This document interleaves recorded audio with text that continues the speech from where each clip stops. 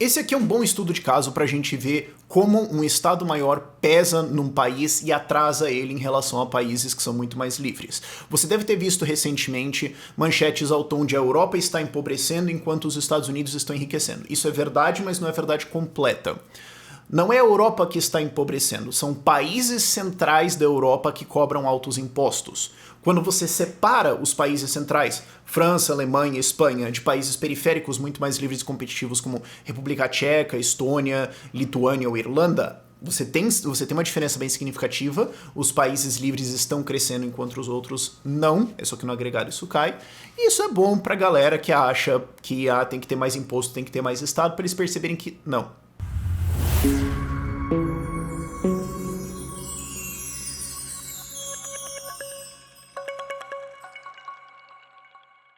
Ao longo dessa semana saíram essas estatísticas aqui. Primeiro essa que está na tela. A economia dos Estados Unidos e da Europa era largamente o mesmo porte antes da crise de 2008 e hoje a americana é largamente o dobro. O que aconteceu aqui? Ou, por exemplo, esse outro também que saiu sobre renda, salários e tudo mais. Pessoas na Europa estão empobrecendo, estão ganhando menos, enquanto pessoas nos Estados Unidos estão ganhando mais. O que está acontecendo aqui? E aqui, vamos deixar claro, eu tenho várias críticas aos Estados Unidos, eu tenho várias críticas a corporativismo, a intervencionismo e tudo mais. Agora, é inconteste o fato de que os Estados Unidos são um país muito mais competitivo e livre do que a Europa, especialmente quando você quebra em estados dos Estados Unidos e países europeus. Porque se você colocar a média dos Estados Unidos, você vai ter Nova York, Nova Jersey, Illinois, Califórnia puxando os Estados Unidos para baixo, enquanto você tem estados muito mais livres como Texas e Flórida agora que estão sendo muito mais competitivos. A mesma coisa na Europa, você tem a França da vida, que é o campeão internacional de imposto, e a Irlanda. Então, quando a gente separa isso, ok, tem diferenças, mas no agregado não tem discussão. Eu não consigo levar a sério alguém que vai tentar discordar desse ponto de que os Estados Unidos são mais competitivos. Puramente um dado simples pra gente ver aqui. Taxação como porcentagem do PIB. Então eu não estou falando de imposto de renda, imposto nas empresas, eu estou falando quanto que o Estado rouba da população via impostos como porcentagem do que é produzido no país. Nos Estados Unidos é de em torno de 27%. Se você for ver os países que mais taxam como porcentagem do PIB, do top 10, você tem Cuba e 9 países europeus, inclusive com a França levando o troféu internacional de, meu Deus do céu, assalto desenfreado em 46% do PIB. Isso foi depois que eles aboliram o imposto em grandes fortunas. Era mais. 46 para 27. Alguém vai tentar dizer, sabe? E assim, isso aqui é uma aproximação. Tem outras coisas também que são importantes de relevar, como, por exemplo, regulação, liberdade econômica e direitos de propriedade do país. Porque se você for ver, a taxação nossa em porcentagem do PIB aqui no Brasil é muito parecida com a da Estônia. Qual é a diferença? A diferença é que a Estônia é um país muito mais competitivo, muito mais aberto, muito mais sem Estado regulando tudo. Eu falo, cara, eu vou cobrar o mesmo preço, digamos assim, mas fora isso eu não vou te encher o saco. O Brasil fala assim, não só eu vou cobrar esse preço, eu vou te encher o saco na hora de cobrar, na hora de pagar, e eu vou te cercar de políticos e fiscais dedicados a apurrinhar a sua vida até que você soque a parede em fúria repetidamente e vá pro SUS ficar um ano esperando uma operação na sua mão. Essa é a diferença entre os países, é só que isso é muito mais complexo de mensurar. Ainda assim, você tem alguns rankings, como por exemplo o ranking de liberdade econômica do Banco Mundial, você tem o ranking da Heritage, que todo mundo tem várias críticas a eles e tudo mais, porque você tem, como é que você mede isso, ou que peso que você dá aquilo, tá. Mas ainda assim você vê uma disparidade muito grande entre os países, ela não é explicada por, mas esse pezinho aqui é diferente. Não, é outra história, tá. Ou você pode simplesmente olhar o índice Muro de Berlim. Se você pudesse livremente migrar de um país para o outro, para qual que você iria? Pronto, tá confessado aí o problema. Então sim, os Estados Unidos são muito mais competitivos do que a Europa e isso explica grosseiramente esse grande resultado de diferença que existe entre crescimento de salários dos Estados Unidos e decrescimento na Europa e o crescimento da economia como um todo. Mas não é só isso, tem outras coisas entrando na discussão aqui. Uma delas, que muita gente aponta, é demografia. A Europa é, em média, mais velha do que os Estados Unidos. A idade média na Europa está em torno de 48,50, enquanto nos Estados Unidos está em torno de 38,40. Então, na média, mais jovens. Então, a Europa tem muito mais aposentados. Os Estados Unidos vai ter muito mais gente trabalhando. Tá, vírgula. Porque isso não cai do céu. Demografia não é causado espontaneamente, sem nenhuma conexão com o mundo real. Claro, tem algumas coisas que não tem nada a ver com economia, como, por exemplo, a Europa é mais ateia e os Estados Unidos são mais cristãos, e isso vai influenciar em quantos filhos você quer. Pessoas religiosas vão ter mais filhos, pessoas menos religiosas vão tender a ter menos filhos. Porque tem todo valores morais nisso aí tudo. Negar isso é, tipo, ser pinóia das ideias. Ok, mas assim, você se sente confortável em ter, digamos que você planeja ter um filho, e eu falo assim, por que você não vai ter 3? Você se sente confortável em ter mais filhos? 2, 3, 4? Sendo que você não vê evolução econômica no seu país, não vê evolução no seu próprio salário, e não só começa a pensar, cara, qual é o custo de eu ter esses filhos e tudo mais, e pode subir ao longo da vida, porque vai ter depois educação e tudo mais, e qual que é o futuro que eles vão ter. Essas coisas vão pesar na sua decisão. Se está tudo crescendo, se está tudo indo bem e tudo mais, você pode arcar com os custos de ter mais filhos, você se sente mais seguro, digamos assim, de ter eles, sabendo que eles vão ter um futuro melhor. Agora, se você vê que nos últimos 20 anos não mudou nada, você vai botar 5 moleques na Terra? Talvez, mas você está igualmente propenso? Não. Notem, eu não estou dizendo que desenvolvimento econômico gera mais filhos necessariamente. Inclusive, conforme países enriquecem, a taxa de natalidade tende a cair. Mas isso também é muito mais a ver com controle de natalidade, outras coisas, com métodos de contraceptivos e tudo mais. Agora, o ponto é, isoladamente, você quer me dizer que você não vê nenhum crescimento econômico, não vai ter nada a ver com você ter mais filhos? Eu não estou dizendo tipo 0 para 1, eu estou dizendo de 1 para 2, 2 para 3, 3 para 4. Sendo que a taxa de substituição da população é 2,1 mais ou menos, porque o casal tem que ter 2 filhos, mas vai ter óbitos durante a vida antes dessa criança se reproduzir, então tem que ser 2,1, 2,2 para manter. Então você precisa ir além disso. Então se casais estão tendo um filho e eles não estão vendo muito motivo para ter 2, 3, você vai ter um problema demográfico. Então sim, crescimento econômico, crescimento de renda vai afetar isso. E outra coisa que afeta a demografia é migração e emigração. Se a população produtiva do seu país, em idade produtiva, está olhando para o seu país e falando aqui não tem futuro indo embora, você vai ter um problema demográfico. Ele não caiu do céu, ele é uma consequência da sua situação econômica. E se o seu país não é competitivo, não está criando empresas, não está gerando empregos, ele não vai atrair imigrantes que vêm para trabalhar nas suas empresas. Inclusive, se o seu país tem uma porrada de políticas de venha pra cá e fique pendurado no orçamento recebendo um monte de benefícios sem nunca ter que trabalhar, você vai inclusive receber mais custos. Pessoas vão emigrar pro seu país para ficar pendurado lá enchendo o saco, ao invés de ser produtivo. Então você tá, mesmo que crescendo a população, se arranjando mais custos, o que vai gerar mais impostos, o que vai atrasar a sua economia. Então, competitividade e atração de imigração para trabalho é também uma coisa muito importante e que vai afetar o crescimento de um país, porque quando mais pessoas entram, não só o PIB absoluto cresce, como a divisão do trabalho aumenta, a especialização aumenta, novos talentos chegam e você tem efeitos maiores de produção. Então não é só linearmente mais gente, PIB, mais tudo mais. Você tem mais divisão de trabalho, você tem mais inovação. Então, quando você está atraindo migração de trabalho, ok? Se você não atrai essas pessoas porque você não está gerando emprego, você tem um problema demográfico. Pergunta pro Japão. Não que o Japão seja um país não atrativo para empregos, mas é que eles têm políticas de migração relativamente restritas, é bem difícil você entrar lá e tudo mais. Também culturalmente é difícil de você se adaptar e tal, então por isso eu estava usando esse exemplo. Então vamos olhar a capacidade dos dois de gerar empregos.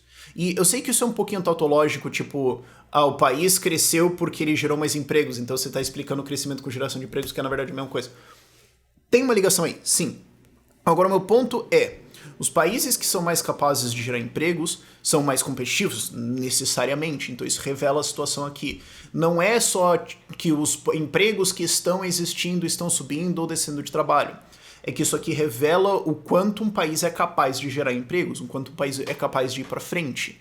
E nesses dados você consegue perceber melhor o que está acontecendo, ok? Então, vamos lá. A força de trabalho. A força de trabalho europeia, número de pessoas trabalhando, cresceu de 202 milhões de pessoas para 220 milhões de pessoas nos últimos 20 anos, um crescimento de 9% ou de 18 milhões de trabalhadores. Os Estados Unidos, nesse período, cresceu 21 milhões de trabalhadores, então o número absoluto um pouquinho parecido, 18 para 21, ainda assim 3 milhões de empregos é bastante coisa. Mas ele cresceu de 148 milhões para 169 milhões, 14% de crescimento na força de trabalho nesses últimos 20 anos. Uma diferença de 5% que parece até um pouquinho pouco relevante, você pode falar, não é tanto assim, não é um 7-1 gigantesco.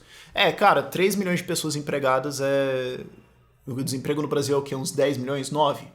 Então é como se o desemprego do Brasil caísse assim em 1/3. Não é pouco, cara. E a diferença fica ainda mais gritante se você pegar os últimos 10 anos. Os Estados Unidos conseguiu crescer a sua força de trabalho em 7% contra 3,5% de crescimento da Europa. Então a Europa como um todo está com dificuldade de gerar empregos. Por quê?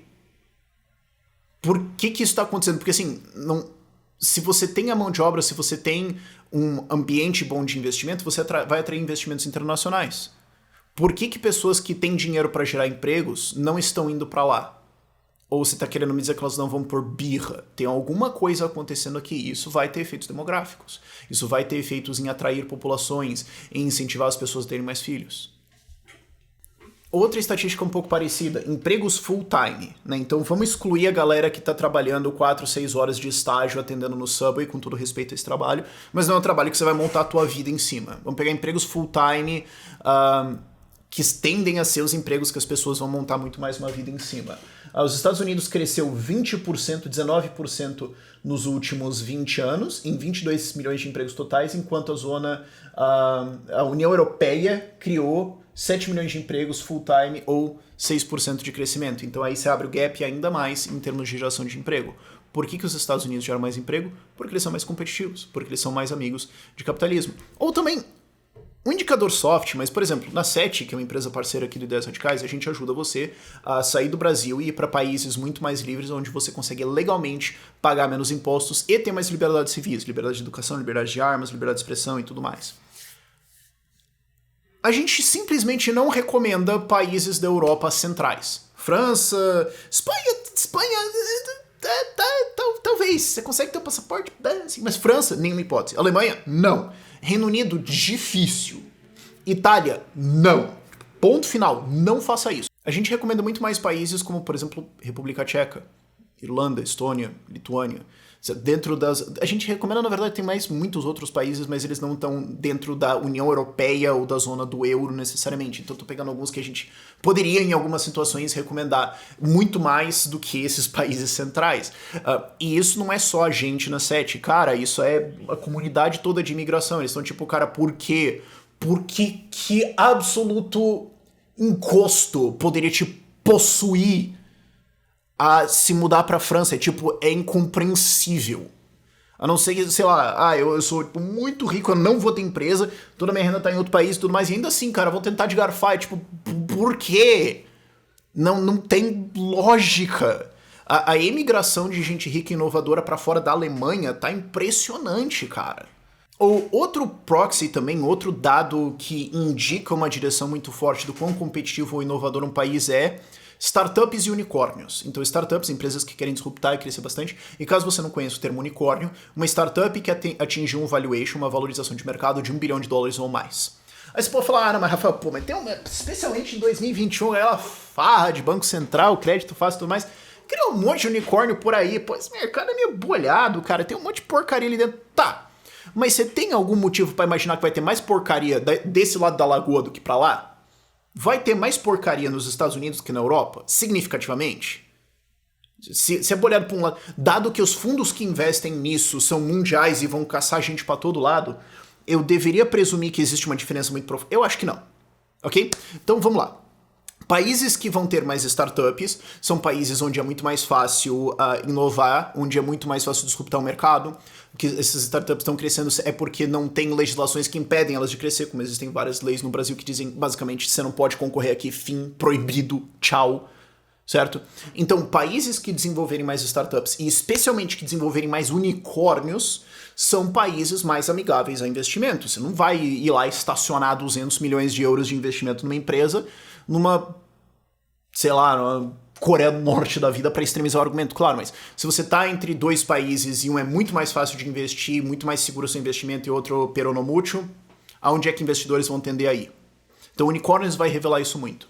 Ao fim de 2022, os Estados Unidos tinham em torno de 700 unicórnios, enquanto a União Europeia tinha 200. Na verdade, um pouquinho menos, 180 e alguma coisa, depende da contagem, de qual dia que eles fecharam e tudo mais. Agora, sim, quando você conta que as populações são muito parecidas, bicho é um spunk.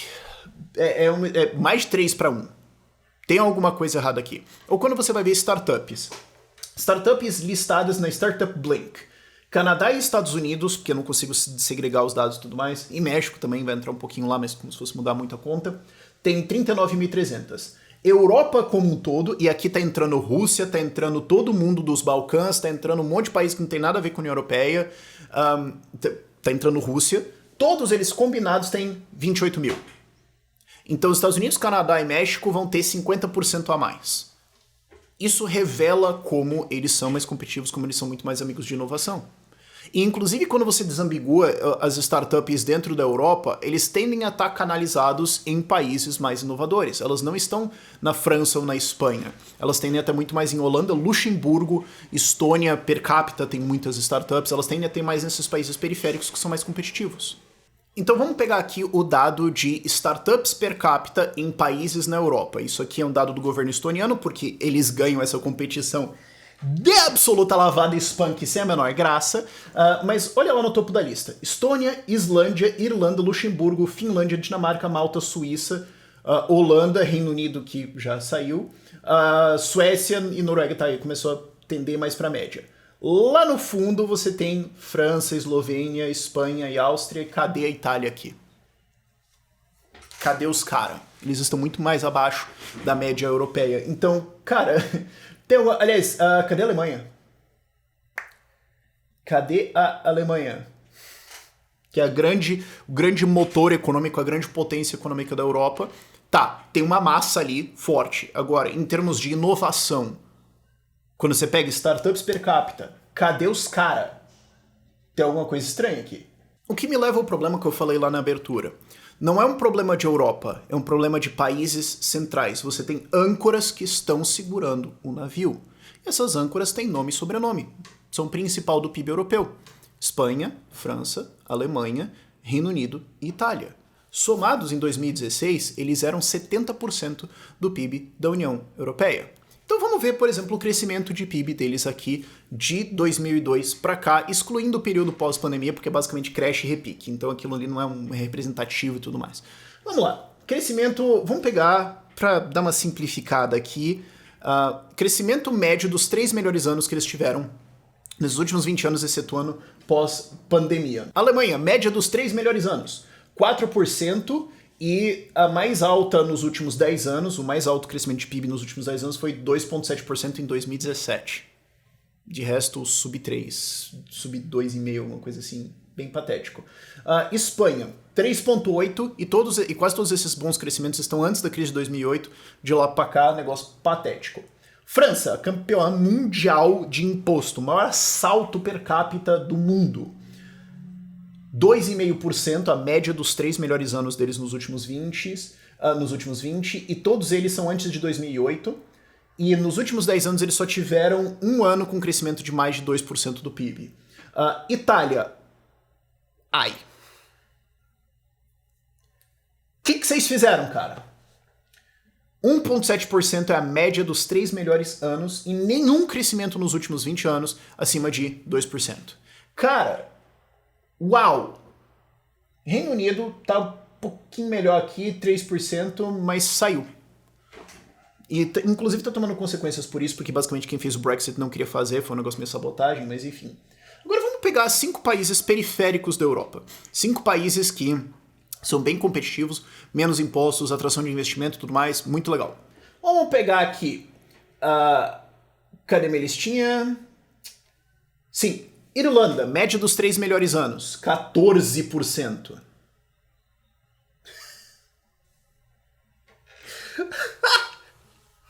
Aliás, a Irlanda é considerada um problema pela União Europeia porque eles têm impostos muito mais baratos para startups e eles fizeram isso para ser extremamente competitivos e atrair empresas, e da Europa surtou com isso e basicamente tentou processar eles para eles cobrarem mais impostos, um negócio maluco assim. Então a Irlanda, inclusive a Irlanda tem problemas, eles têm problemas de um código de construção extremamente restritivo que está causando um problema de moradia muito grave no país. Então assim, não é o paraíso ANCAP soltando foguete, ok? Eles têm, cara... Construir lá é comunistão pra caramba, inclusive isso que gerou a bolha imobiliária do país, basicamente. Mas, Polônia. Polônia também está crescendo bastante, tem um governo mais de direita, tem um governo muito mais liberal, tem um governo mais aberto, que eu tenho várias críticas que não é o ideal libertário e tudo mais, mas claramente muito mais livre do que a Europa Central, 6,5%. República Tcheca, média dos melhores 3 anos, 6,3%. Estônia, 9%. Lituânia, 9,8%. Só para ter 5 aqui. Cara, vamos lá. Para você ter o quanto esses países cobram de imposto em relação ao PIB. Dos 5 centrais, que são os principais da economia. França é o primeiro lugar, Itália é o 6º lugar, Alemanha é 17º, Espanha é 26º, Reino Unido 27º em top países que cobram mais imposto. Dos 5 mais competitivos que eu citei, República Tcheca em 21º, Polônia em 24º, Estônia em 29º, e Irlanda e Lituânia não estão nem no top 50. Em termos de cobrar impostos em relação ao PIB. De novo, vai ter outras coisas que afetam competitividade, como, por exemplo, a abertura econômica, a facilidade de regulação, ou não, a ausência dela completamente, atratividade de investimentos, proteção de propriedade privada e tudo mais. E países que estão para trás é muito mais fácil crescer, mas ainda assim, cara, temos uma diferença clara aqui. E de novo, gente, deixando claro, impostos não são a única medida de liberdade econômica no país, mas são um proxy muito bom, são uma aproximação muito boa, são uma aproximação muito forte e, obviamente, países que estão mais para trás, que estão saindo de miséria completa, como saiu a Estônia e Lituânia da União Soviética, a Polônia também, basicamente, todo mundo aqui é ex-soviético, né? Todo mundo aqui é ex-soviético. Mas países que estão saindo disso vai ser mais fácil quando você sai do zero e tudo mais. Agora, cara, se você pegar os últimos 10 anos ainda isolar, onde eles já estão muito mais desenvolvidos, ainda assim o spunk é bem significativo.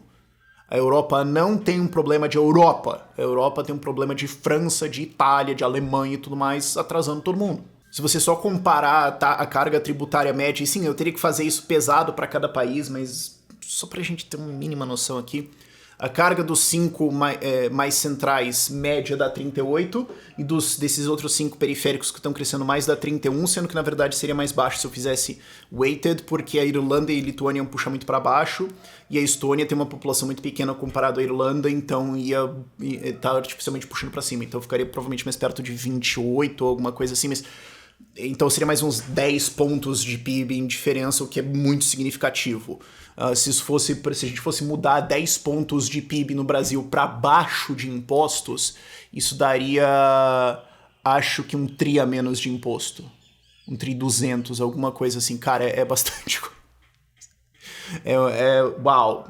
E depois tem outras decisões intervencionistas que é difícil de você mensurar especificamente, mas, por exemplo, a Alemanha entrou numa pira completamente torta de vamos sair de energia nuclear e ir para energia renovável. Então vamos tirar uma energia extremamente confiável que está ali sempre rodando porque não pega legal na mídia e os esquerdinhas estão putos com isso porque Chernobyl, e vamos trocar isso por painel solar.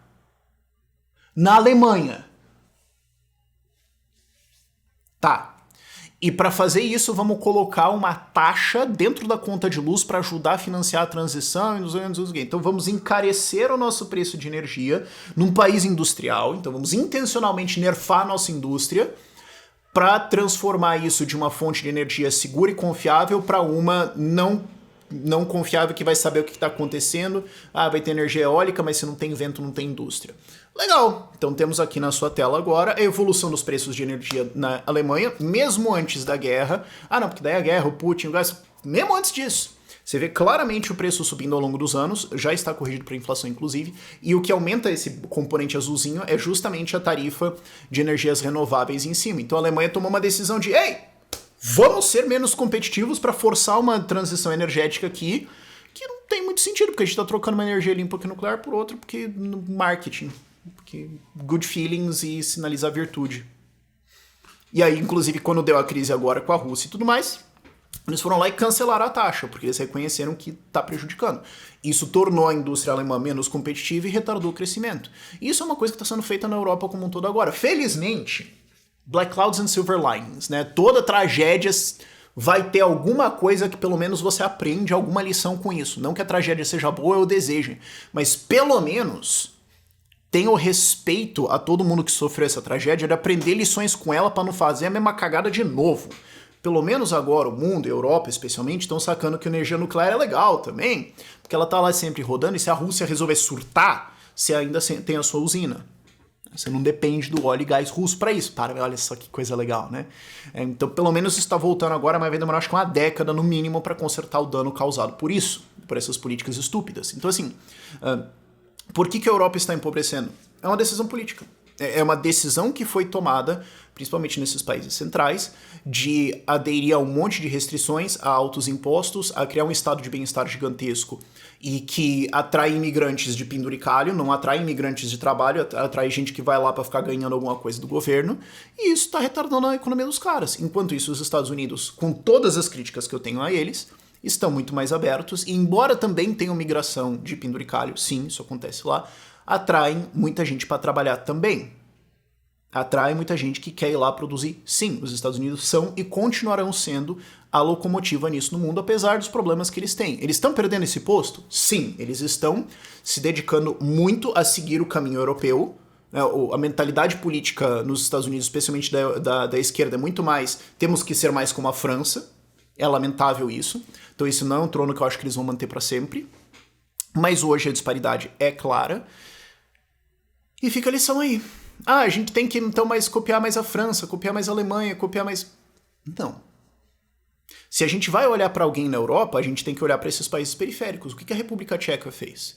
A República Tcheca tá virando um puta hub cripto forte pra caramba, e a gente manda muita gente pra lá, inclusive pela SET. Esse é um dos países que a gente mais manda, porque assim, você tá tendo uma qualidade de vida muito próxima da Alemanha, uma grande comunidade internacional, um país que tá tendo um crescimento de uma comunidade libertária por causa desse crescimento cripto. Pô, é legal pra caramba. Estônia e Lituânia, mas tem os invernos lá, um pouquinho complicado. Agora, startups, pode ser interessante ir lá alguma coisa assim, mas é que a República Tcheca a gente gosta bastante mesmo, cara. É a nossa queridinha do coração. Polônia tem as suas vantagens também, tem a desvantagem de ter que falar polaco, né? Se bem que nas cidades principais você fala inglês, mas é um pouquinho mais complicado. Em alguns casos ali a gente ainda recomendaria a República Tcheca, mas vamos olhar esses caras, vamos olhar o que eles estão fazendo. E o que a gente vai ver? A gente vai ver que é capitalismo, livre mercado, funciona. Mas fala, então, e se a gente continuasse, né? Isso que é o argumento. Libertarianismo a gente nunca colocou na prática assim 100%. Sim, mas toda vez que você vai na direção dele, melhora. Toda vez que você vai na direção do Zé Paredão, piora. Gente, a gente sabe pra que lado é mais barco, né? E, inclusive, se você se interessou por esses países, a gente abriu agora na SET a comunidade da SET. O que ela é? Você paga uma mensalidade lá e ganha uma porrada de descontos nos serviços da SET, ao ponto que vale a pena você comprar, pelos descontos já vale um monte de coisa. E a ideia é criar um espaço onde você pode aprender habilidades que você pode internacionalizar e exportar. Porque, eu quero sair, mas eu não sei o que trabalhar lá. Você pode aprender essas coisas. Onde é que eu consigo rendas? Como é que eu posso fazer isso? Eu quero aprender aqui para você conseguir ter a renda para poder sair. É um lugar para você aprender isso. Como é que são os vistos? Como é que são os países? O que eu posso fazer? Quais são as opções? Eu quero estar perto de gente que também está fazendo isso para poder trocar ideia, para poder aprender. A comunidade é para isso também. Ela já está lançada, você já pode entrar lá. Tem assinatura mensal e anual. E o link vai estar aqui na descrição. E eu espero que isso aqui seja útil para a galera entender que socialismo é uma ideia burra. Por esse vídeo é isso. Eu tava esperando fazer esse vídeo aqui porque eu queria voltar pra casa pra poder gravar com os gráficos e tudo mais e um áudio bom. Porque na estrada eu tô geralmente gravando no meu iPad, o áudio fica meio paia. Espero que vocês tenham gostado. Por esse vídeo é isso. Tchau, tchau.